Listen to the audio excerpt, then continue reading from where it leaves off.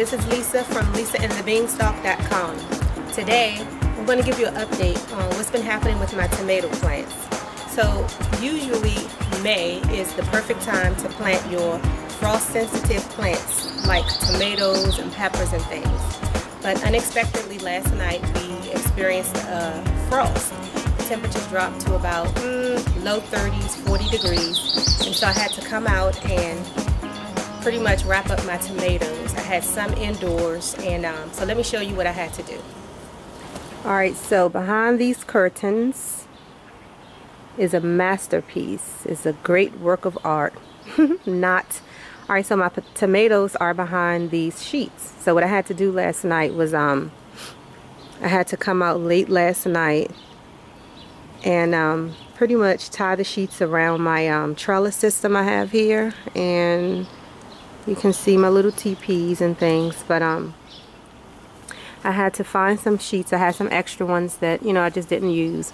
And it's really cold out, by the way. And I wanted to show you my tomato plants. So here they are. I have sheets dangling in the picture, so there's nothing I can do about that right now.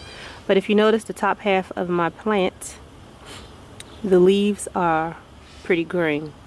And then if you notice the yellowing, so I'm not sure if that's because of the frost, but if you have tomato plants that you planted, you put them in ground, and here's some more tomato plants, and if you notice that they're blooming, and I also have a little baby tomato plant, where is it? Here it is right there. I just noticed that.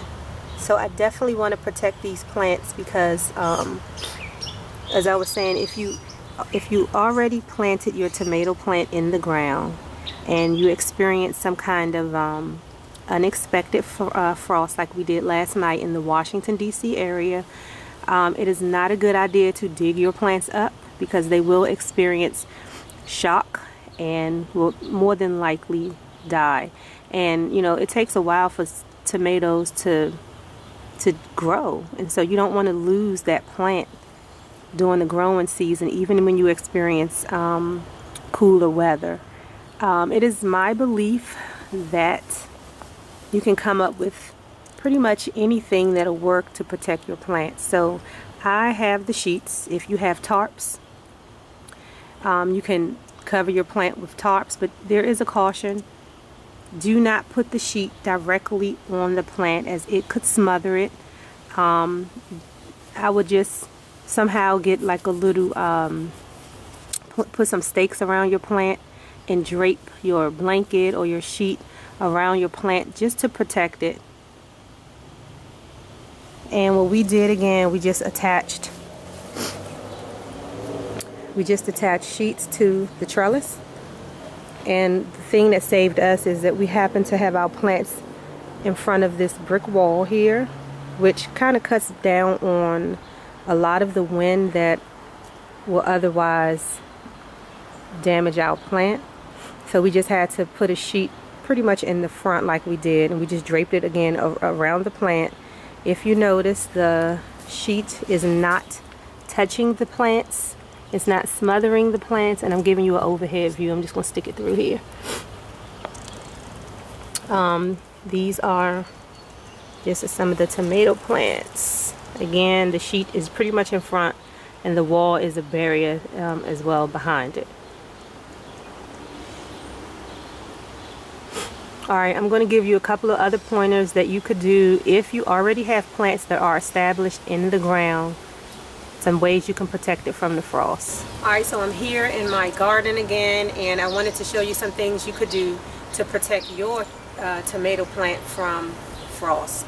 So if you happen to have some things on hand like extra potting containers, you may just be sitting around the house or in your greenhouse, you could actually use this as a barrier to protect your plant by, if your plant is small enough, just simply place it over your plant.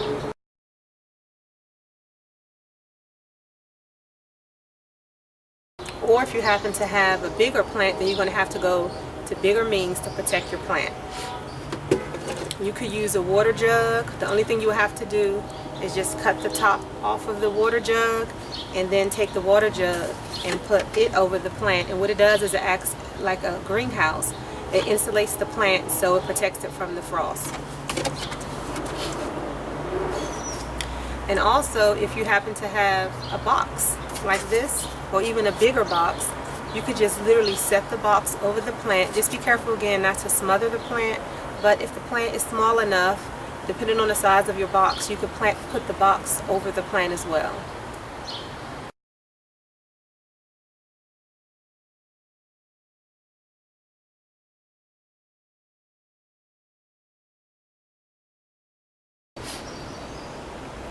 Another thing you could do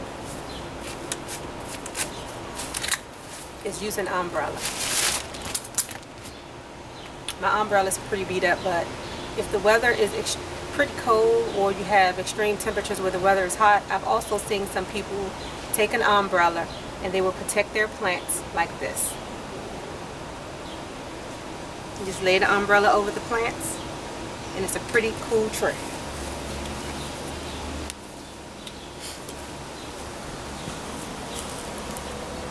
And as you can see, the umbrella is actually shading the plant. So it doesn't seem like it's a good idea, but you know what?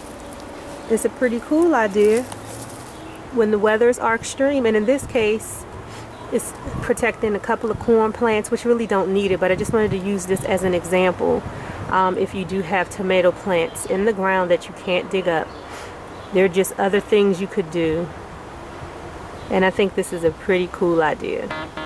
So again, this was pretty much an impromptu video. So this is Lisa from LisaandTheBeanstalk.com. Thanks for watching.